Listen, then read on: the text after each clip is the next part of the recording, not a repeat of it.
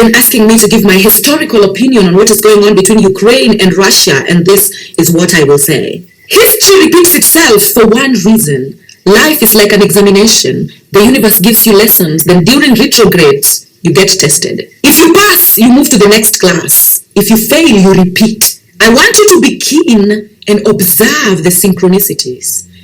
Before World War II in 1939, we had the Spanish flu in 1918 that threatened the entire world. The Spanish flu was immediately followed by the Great Depression that had the entire Europe and only one country in Africa sinking in economic crisis. The rest of Africa was not even aware that the Great Depression happened because most Africans were in the villages planting their own food and not depending on their government, so they were not affected. But in 1939, when World War II began, Africans joined in a war that had nothing to do with them, and that is where they missed the mark. More than 1 million African soldiers fought for colonial powers as their soldiers in World War II, only for them to come back home and be pushed into the reserves because their lands were gone, taken by the same colonial powers that they were fighting for. Like I told you in my video about abortion, 2022 is a different year.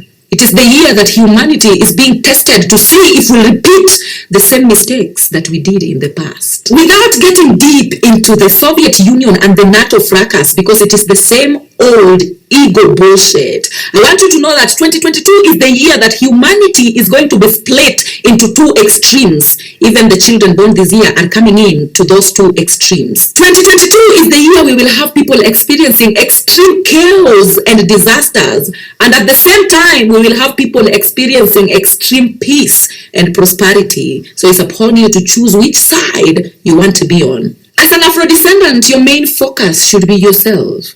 Grow your own food if you can. Grow your own products and sell them to each other if you can. Because if we handle this well this time as Afro-descendants, then Africa will rise while the whole world descend into chaos. This whole Ukraine situation is pissing me off for obvious reasons. Like, they keep saying the quiet parts out loud. How you gonna interview a person and they was like, I don't know who to shoot because they all look like me?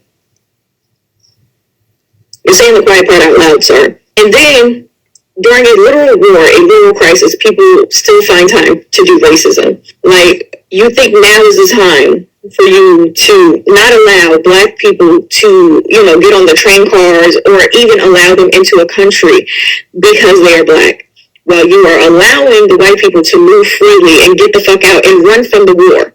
Like, make it make sense. And then to the people who keep trying to make it seem like, oh, this is not the time to be bringing this up. When is the time? When all the Black people are left for dead? When is the time? They're escaping a war just like the white people are. Are you stupid or are you dumb? Because it's looking like both. Multiple things about a situation can be true at once. Yes, Ukraine is going through a war and they're dealing with a lot right now.